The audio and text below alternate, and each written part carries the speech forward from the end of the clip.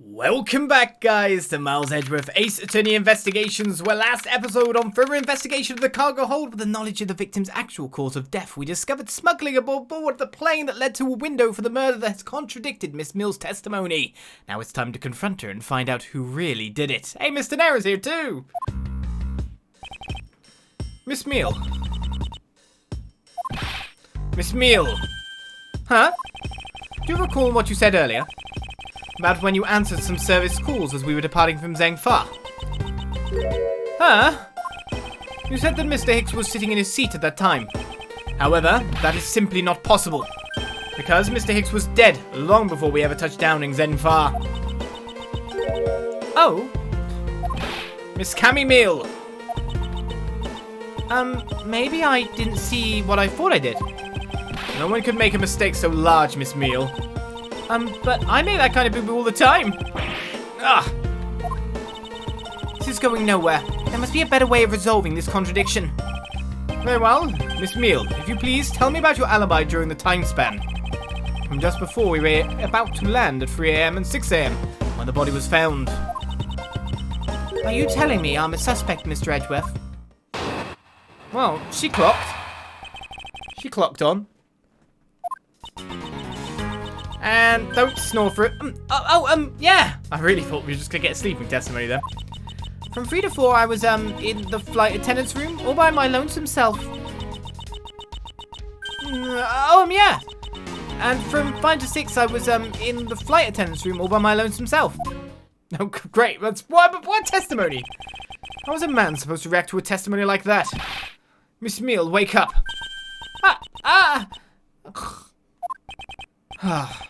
She fell asleep again. It looks like the only way I'm going to be able to wake her up is by pressing her. Really? Do I have to press the Oh, I do have to press. Let's press the Hold it. Miss Meele, wake up. I'm awake. I'm awake. Miles Edgeworth, I demand that you do something about this flight attendant this instant. You're the one with the whip.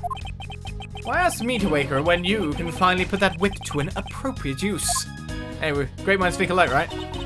From 3 to 4, I was in the flight attendant's room all by my lonesome self. Hold it! If I remember correctly, food was being served in first class in the lounge between the hours of 3 and 4 AM. Yeah, but that kind of stuff's run by Miss Rhoda. Is everything run? What do you actually do?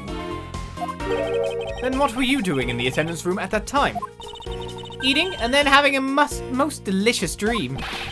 You mean you were neglecting your duties? No way, sleeping's part of our job too, you know.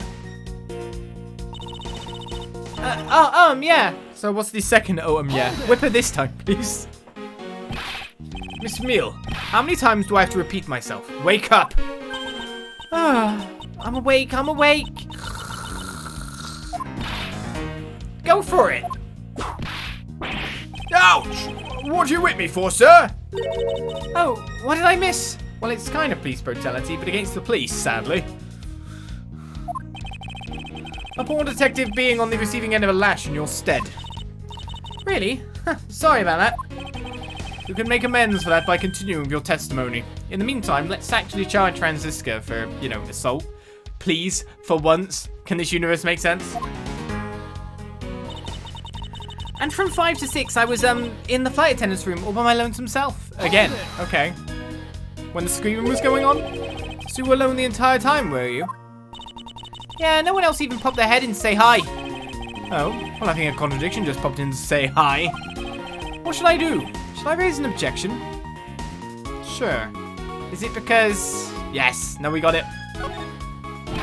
I'm pretty sure that since someone else was there at that time, Mr. Nero. Miss Meele, there's a clear contradiction embedded in your testimony. Huh? What are you talking about? It's not possible that you were alone in the attendance room the whole time from 5 to 6 AM. Alright, so we're looking for things about Mr. Nero, who was traveling the halls around that time and had traveled one way and back, seemingly. Bought at the in-flight shop and left in attendance room. The timestamp says 5:40 AM because she wheeled a suitcase on over, didn't she? Let us present that. Take that! I wonder if you would be so kind as to take a look at this receipt, Miss Meele. Huh? A receipt? For what? It's for the suitcase Miss Tenero bought. Now, let me direct your attention to the timestamp.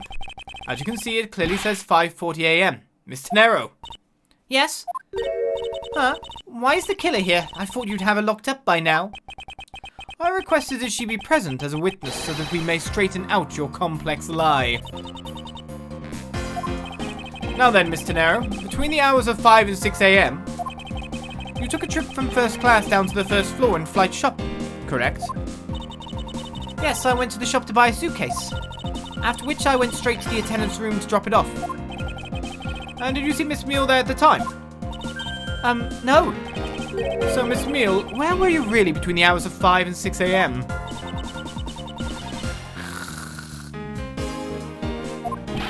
Miss Cammy Meele. Huh? The bathroom. I'll be the one to ask the questions here. Yeah, maybe that's it. I probably just missed her. Nature calls, you know. You take me for a fool. That's a little too convenient to be true. But it's the truth. Cross my heart. I don't have enough conclusive proof to counter-argue her at this stage. You don't believe me, do you? But please, won't you give me a chance and hear me out? Oh, okay. Tell us. If you give us stuff, we can pull it apart. The reason for suspicion. Look, I know you're suspecting me because I'm one of the crew, but you'd think then maybe you should also suspect Miss Rhoda too. She's the one in charge of the elevator keycard and the shop, you know. If you ask me, that makes her super suspicious. Please leave Miss Tenero out of the conversation. Only you are under suspicion for now. I don't get it. Why are you covering for Miss Rhoda all of a sudden? Oh, now I get it. Maybe you've got your eye on Miss Rhoda. Of course I'm keeping an eye on her. I can't very well let her escape, can I? Never mind. But you want to know something? Miss Rhoda actually kind of like... I have absolutely no interest in people who can't appreciate my sense of design. Really? Now's not the time for this sort of talk. Alright, the reason for suspicion. Look, I know you're suspecting me because I'm one of the crew. Hold it! Yes?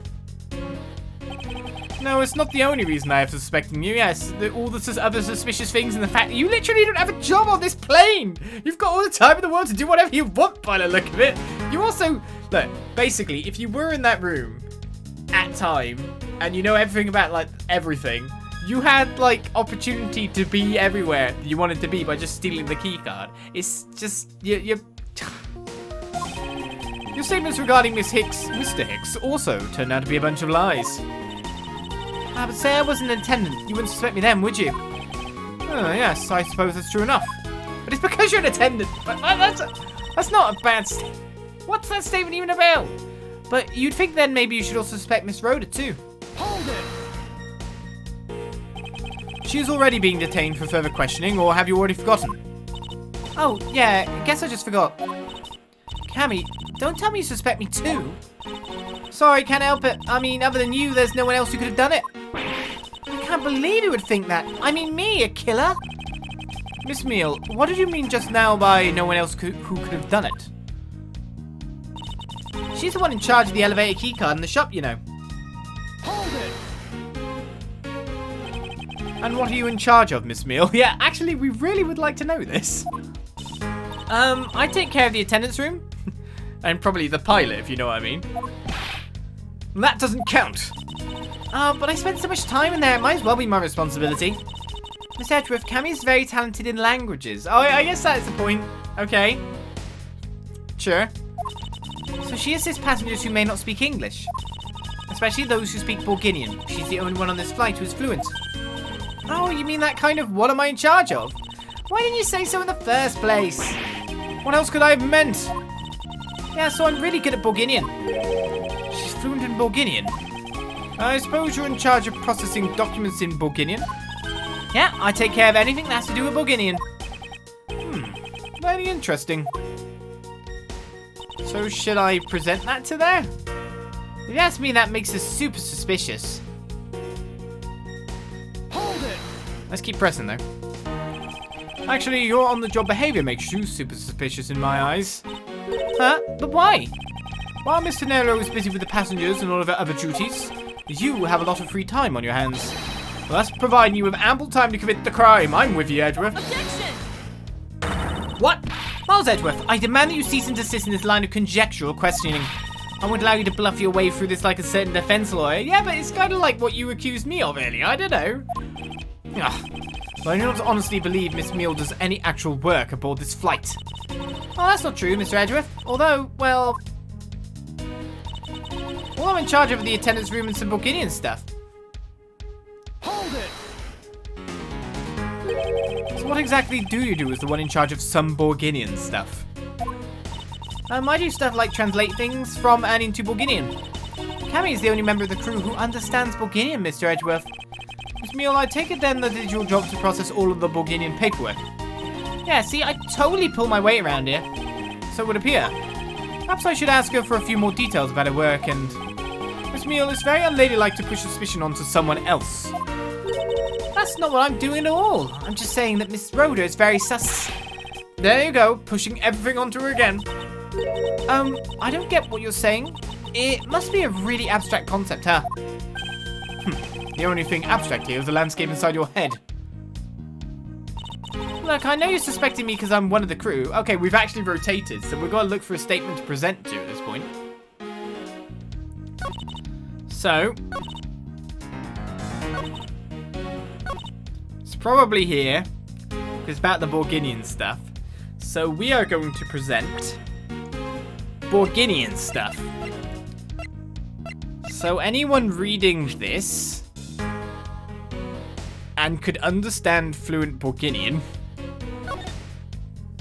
would surely know how wrong this overall is because of placements and stuff and like the actual smuggling going on, right? Which means of course she's in on it. Of course she was in on it. We knew that for a long time. But this is the line of we have to go down to prove this? Yes. So you are the only one in this flight crew that speaks Bulgarian. Is that correct? Oh, yeah, I guess so. I studied abroad in Bulgaria for a while. Okay, that was a long pause. If that is the case, then the signature on this document belongs to you, doesn't it?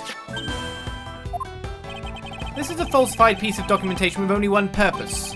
To lead anyone who read it to believe that Mr. LeBlanc's statue was loaded in Europe. The only person who could have either prepared or processed this document in Bulgarian is you, Miss Meele. Without your participation, the smuggling of the Aleph Red could not have occurred. Or fake. Don't sleep while I'm pointing my finger at you. Oh, I wouldn't dream of falling asleep on you, Mr. Edgeworth. Here we go. It is exactly as you say. Are you confessing to having participated in the smuggling? No, far from it. It's true that I was the one who signed off on that document. But you can't use that fact alone to make your allegation of smuggling stick. There is no direct correlation after all. All you have is my signature on a piece of paper. Well, she's forever blowing bubbles, but they're different kinds now. Really? All you did was sign it?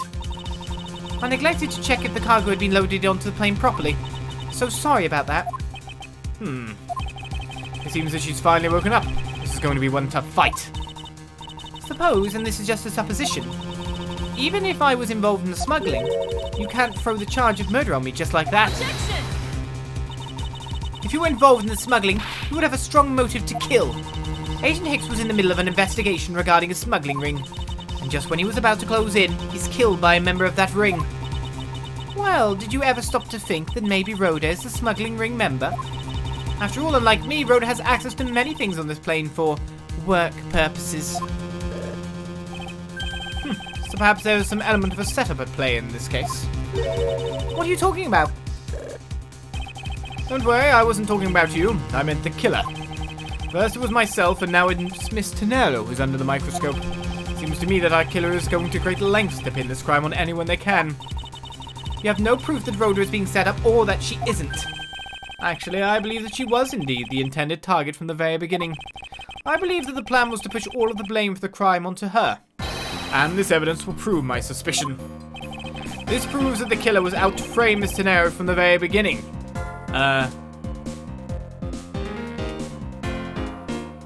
Well, it's linked to Mr. Nero, most likely. I mean, this could technically, but that seems more like a weapon of coincidence. Oh, yeah, that's the point. That's a weapon of coincidence. That's the point. We're looking for pre-planned. Premeditation is the word, isn't it? So that just happened because of turbulence. That's not that. That's linked to the room that she has access to. So it can't be that. So this is linked to Mr. Nero and had the body in it, which was, I guess, designed to cast suspicion. Nothing else here is linked to Mr. Nero? In any way? No. Nothing else here is linked to Mr. Nero in any way. So it's either that or that, but one is not premeditated and one very much is. Take that! The killer could have hidden the body anywhere, and yet they chose the suitcase. Why is that? Perhaps it was to move the body up from the lower deck to the first floor and then use the key card. It was very much premeditation. We're proving premeditation. However, why go through the trouble to do so? The only way all of these actions make sense is if the killer had wanted to frame Mr. Nero for the murder. Mr. Nero buys a suitcase on every flight she works without fail. But should her suitcase be switched with the one containing the victim's body, that would put her in a very tight spot. So I was in the wrong place at the wrong time and I followed it. Miles did. Unfortunately for the killer, the turbulence put an end to that plan. I think it's partly due to me as well, isn't it? There wasn't enough time to put the body back into the suitcase. Ergo, they made you do with whoever was at hand, adapted their plan, and tried to frame me as I lay unconscious on the floor from the turbulence. The killer then went to hide the suitcase in the in-flight shop, and brought the piggy bank back to the elevator in order to fabricate a false weapon. A lot of work for a fruitless endeavor, wouldn't you agree? Sounds like the killer had a tough time too, huh? I mean, why did the killer need to frame someone that badly anyway? That is because of the special circumstances surrounding this particular case. What special circumstance dictated the need for the killer to frame someone? Where the murder took place, when the murder took place, who the murder victim was is most likely it.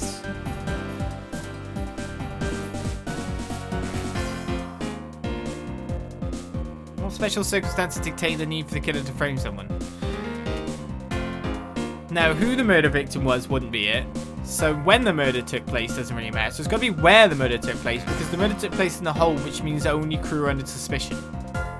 So it has to be a crew, so you have to then point suspicion at one of the crew.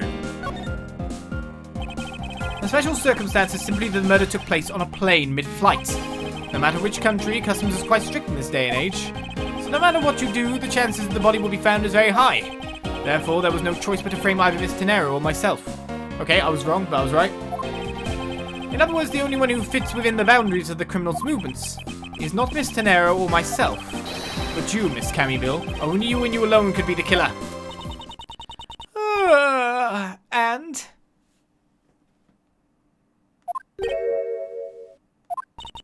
Are you done already? I was about to fall asleep again. Anyway, let's be honest here. You don't have anything on me other than a whole lot of circumstantial evidence. We here. Are we at the end? Isn't that music? I can see the outline of how the murder occurred, but I have no definitive evidence. And isn't there a piece of evidence that's still unaccounted for? Something that I still can't quite fit into the big picture.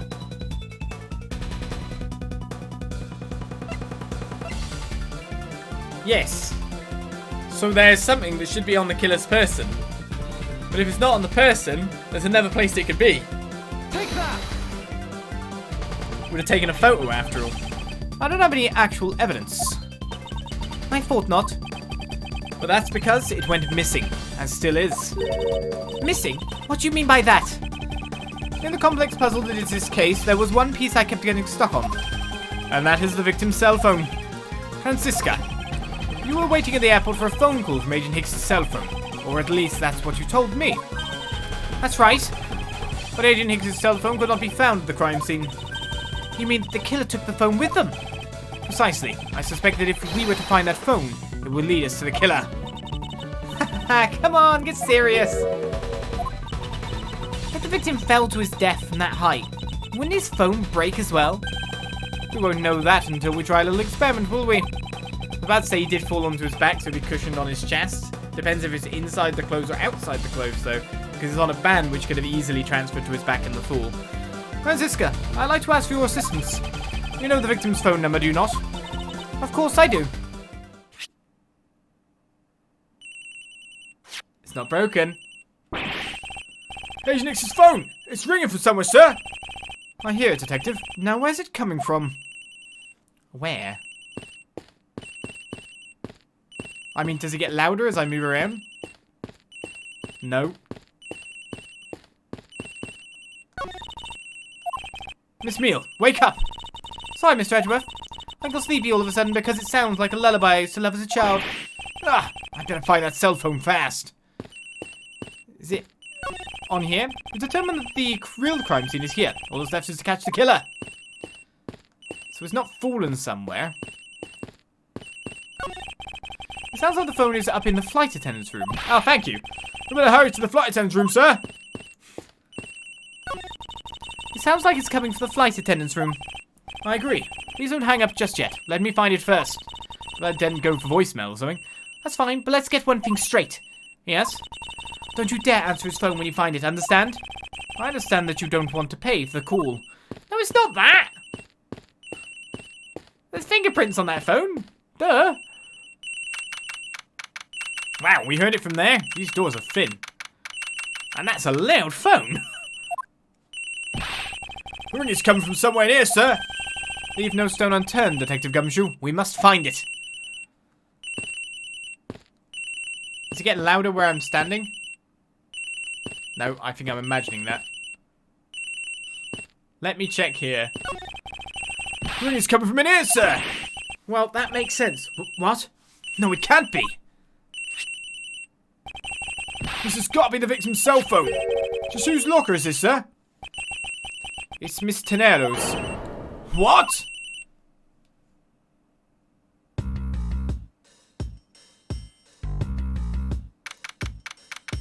So, we are not at the end of this shadow. Mr. LeBlanc, you come back down again. So, Mr. Edgeworth, how did it go? Where did you find the phone? You knew we'd find it there, though. Cool as a cucumber.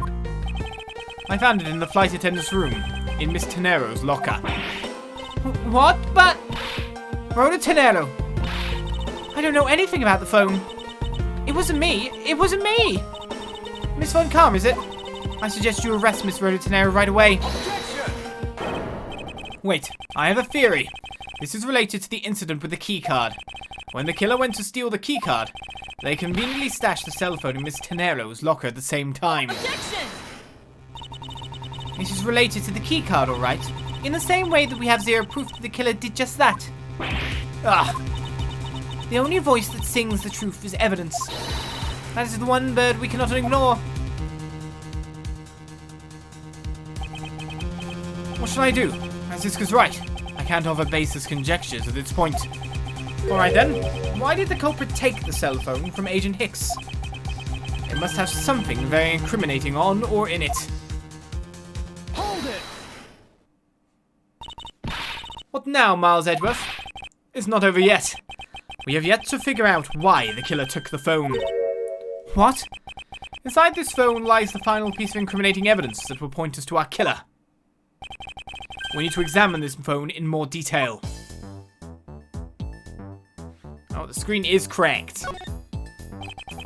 The LCD is broken. Without a screen, you can't even place a call with this.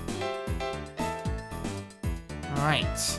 Well, we know that he must have taken a picture, right? That's what we're betting on. Place the SIM card. Ah, it's a camera lens. Come to think of it, I wonder, how exactly was Agent Hicks planning to preserve the crime scene of a smuggling? Didn't we already go over this earlier? Am I just insane? Franziska, I need you to confirm something. This cell phone, can it take pictures? Mr. Edgeworth, I can't believe you don't know about this kind of basic stuff, sir. This looks like a very similar model to my own. And mine could take photos just fine. Do you think Agent Hicks could have taken some pictures with this? In particular, pictures as evidence for his smuggling case. If so, I say there may be some very inconvenient photos in here for our killer smuggler. But the phone's all busted up, sir. Even a super prosecutor can repair a broken phone. Ah, I'll find a way. Don't you worry about that. May I go back to sleep now? Objection! The LCD screens on the inside and outside are broken, that's for sure. But that's also reason enough to believe that the killer wasn't able to erase the data. What? What do you mean by that, Francisca? Looks like our killer isn't very familiar with electronics. His phone still rang when I called it, meaning that only the LCD screens are broken. It's possible that photos are still there inside, waiting to be accessed. All we need to do is transfer the data to my phone. Francisca, your phone, if you please. Very well. It's transferring. Alright, displaying it now.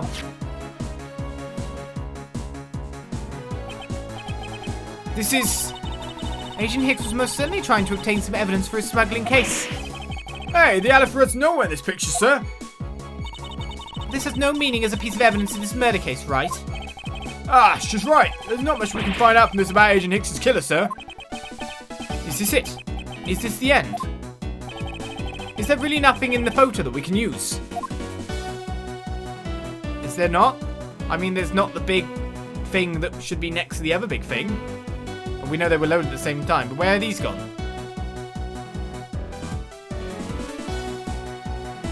It depends. If he fell, it would have to be closer. You wouldn't clear and make it all the way to the bed sheets. But the bed sheet, was the bed sheets what were taken?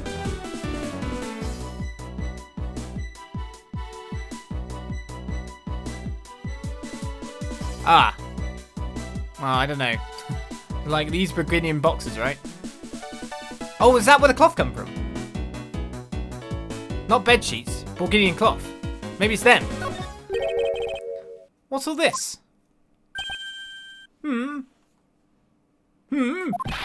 Ah, they're a cargo ship from Burgundy to Zhengfa. So the reason they aren't here now is that they were dropped off in Zhengfa. Mr. LeBlanc, can you tell me the contents of the boxes? Unfortunately, there was no English written on them anywhere. One cluster of boxes is written in Burgundian. It says, it is cloth in English. Cloth? Could it be? Is this where the killer... What? What for is that scary face? Miss Meele. Yes. It appears that Agent Hicks was no ordinary investigator. He left us with a piece of evidence after all. A striking piece that will point out who his killer is. Ha! Maybe you shouldn't force your mistaken reading of a simple picture, Mr. Edgeworth. The Burgundian cargo and this piece of evidence will point us straight to the killer. It is the cloth! The thing is, wouldn't someone who needs to clean up blood just look around for things? I guess no, because yes, because an English speaker would reach for the bed sheets. Take that! What is that supposed to prove? The killer used this piece of cloth to wipe up the blood they had spilt. But there was one thing that bothered me this whole time. Where did it come from? And now I have finally found my answer in this very photo. The cargo that was unloaded in Zhengfa had cloth written on it. In Burgundian, that is. And this is where the killer grabbed a piece from to clean up the blood with. That's right, the killer was someone who could read and understand Burgundian. And the only crew member that fits that description is you, Miss Cammy Meele. Ha! That's pretty flimsy. The killer probably searched for all the boxes looking for something to use. When you're frantic, you don't care if the box is in English or Burgundian. We knew this line of questioning was coming. Sorry, but I cannot agree with your assessment of the killer's indiscriminate nature. What? There was no need for the killer to tear through boxes at random at all. And if the killer supposedly could not comprehend Burgundian, well then. Logically, the killer would have opened this box first. Take that! Hey! It says bed sheets in English right on the box, sir! Precisely, and bed sheets would be perfect for cleaning up blood, wouldn't you say? But to leave it spotless. These are some good materials. So what are you trying to say? That if I were the criminal, this box of bed sheets would have been what I would have spotted first. However, the killer chose to use some Burgundian cloth. Do you have an explanation for that? The killer didn't want anyone to know that the real scene of the crime was this cargo hold. so they were afraid to leave signs in the box of the sheets had been opened. However, the Bourguignon cloth, well, that's a horse of a different colour. Because the killer knew that it was going to be unloaded in the Republic of Zengfa. That's right. That is why the Bourguignon cloth was used. And the only Bourguignon reader aboard who could make such a calculated decision is you, Cammy Meele. You and you alone. Nah! It would be very easy for us to confirm if any of the boxes were resealed. All we would have to do is contact the Zengfa authorities in time. We may even find other evidence to incriminate our killer within those boxes. So what do you say, Miss Meele? Why not confess your crime here and now? Or would you rather wait and see what we find out from our investigation in Zengfa?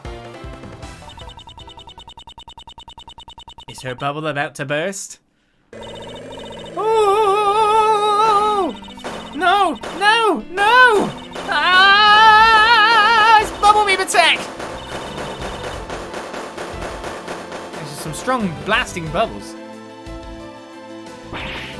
He was Interpol. I couldn't stop it. I brought him here. He started taking pictures. I couldn't be found out. I was scared. I was in trouble.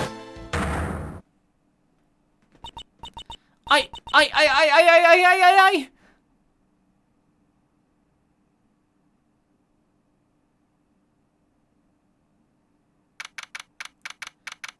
And so we move back into my lovely unconscious hall. We finished making all the arrangements to take the suspect in, sir. Very good, Detective. What about the smuggling route? Did you say anything about that? They're taking her down to the precinct now. Hopefully we can get more out of her there. Whenever we even approached the topic, she just started foaming at the mouth. It was scary, sir. She probably wasn't prepared to commit a murder all of a sudden. One thing is for sure, the ring behind this whole mess means serious business. It looks like there's a lot more to this case than meets the eye. Mr. Edgeworth! I just wanted to say how much I appreciate everything you did. Thank you very much. It was nothing. In fact, I should be the one thanking you for your cooperation. But truly, if it wasn't for you, I might not be here right now. Instead, I can continue to serve our passengers as a flight attendant. I hope that, well, please accept this as a token of my appreciation. That's... I see. You don't have to take it if you don't want it. No. I mean, I would never turn down a lady's generous offer. Oh, thank you. I'm sure it will serve you well. And remember, we here at iFly Airlines are always ready to serve, Mr. Edgeworth. Thank you. I'll keep that in mind. And I must bid you farewell. May all your skies be blue no matter where you go.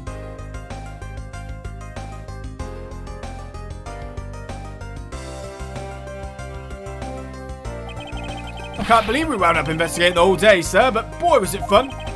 Speak for yourself. My day was filled with earthquakes, elevators, and false charges. By the way, where's Francisca? She's filling out some custom paperwork for departure. Customs? Departure? Yeah, Miss Von Karma's always really busy, sir. She's been flying from country to country to chase down some leads regarding her case. Detective, can you cancel the car I had you reserve earlier?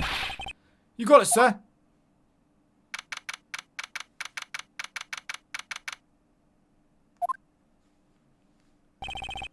Francisca.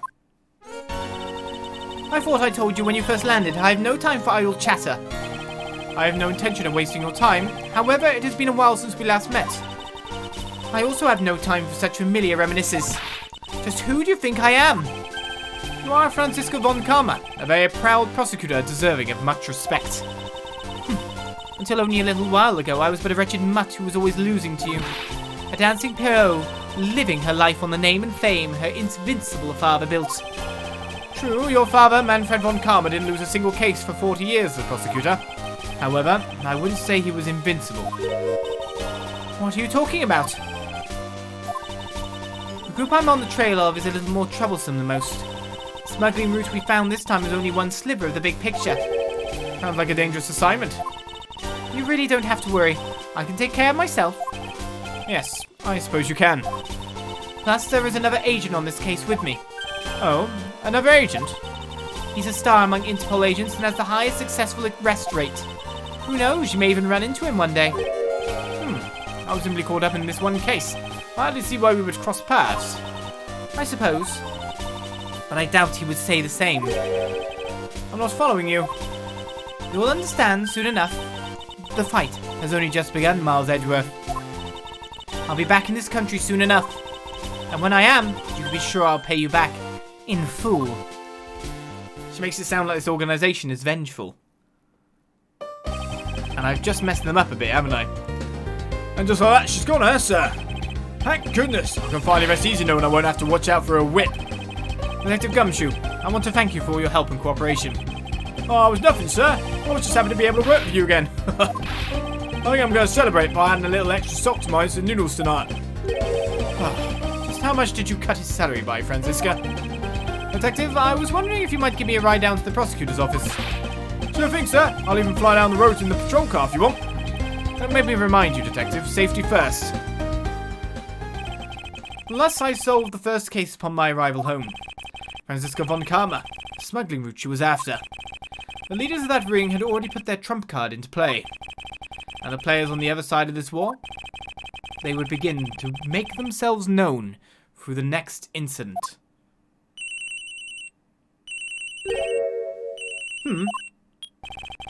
Edgeworth speaking. Finally. I called who knows how many times earlier, but I couldn't get through. And you are? Have you forgotten my voice, Miles, my boy? Mr. Amano. Ernest Amano, correct? Ah, so you do remember me. I know it's rather sudden, but I can't ask this of anyone else. There's been an incident, Miles. My son. He's been kidnapped. And so the scene is set for our next case, where we wonder, in the meantime, if Gumshoe did such a good job, why not up his salary right there and there? Can you only cut? Is that the only thing we have in a rule? So our next turnabout happens next time here on Miles Edgeworth, Ace Attorney Investigations, where with another murder solved, and more to the point, myself cleared yet again because things keep happening right near me. He must have got the curse as well, after all. We wonder where the rest of this investigation is going to be, because we can see the larger thing at play: a smuggling ring, files stolen, a great thief. Where will this all lead in the future? Well, let's keep seeing the stepping stones that will take us to the end next time. I'll see you then. Bye-bye.